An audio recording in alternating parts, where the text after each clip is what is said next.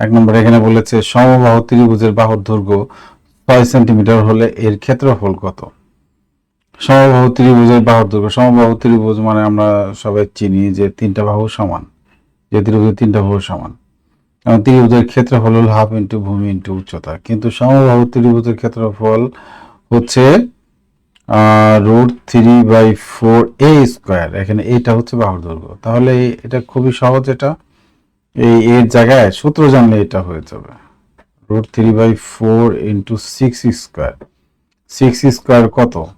√3/4 into 6 6 36।